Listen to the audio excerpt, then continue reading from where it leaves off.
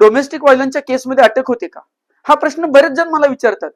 अतुल सुभाषच्या आत्महत्येच्या प्रकरणानंतर सोशल मीडियावरती डोमेस्टिक व्हायलन्सवरती बऱ्याच चर्चा झाल्या. यामध्ये कायदा हा महिलांच्या बाजूने किंवा कायदा हा पुरुषांच्या विरोधात आहे असा सूर बघायला मिळाला. वास्तविक आपण जे काही टीव्ही मधले सिरियल्स पाहतो, पिक्चर बघतो, याच्यामध्ये डोमेस्टिक व्हायलन्सची केस दाखल होते आणि पोलीस लगेच अटक करायला येतात असं दाखवलं जातं आणि आपण आपलं मत त्याच्यावरती बनवतो. वास्तविक भारतामधील कायदे हे पुरुषांच्या विरोधात नाही आहेत, तर ते अन्याय अत्याचार करणाऱ्या पुरुषांच्या विरोधात आहेत. त्यामुळं तुमच्या विरुद्ध एखादी केस दाखल झाली की लगेच पोलीस तुम्हाला अटक करत नाहीत, कारण डोमेस्टिक व्हायलन्सची केस ही मुळात न्यायालयात दाखल होते, पोलीस स्टेशनला नाही. आणि न्यायालय तुम्हाला तुमची बाजू मांडण्याची संधी देतं. तुमची बाजू योग्य असेल तर न्यायालय तुमच्या विरुद्धची तक्रार सुद्धा फेटाळतं. त्यामुळे डोमेस्टिक व्हायलन्सच्या केसमध्ये अटक होत नाही.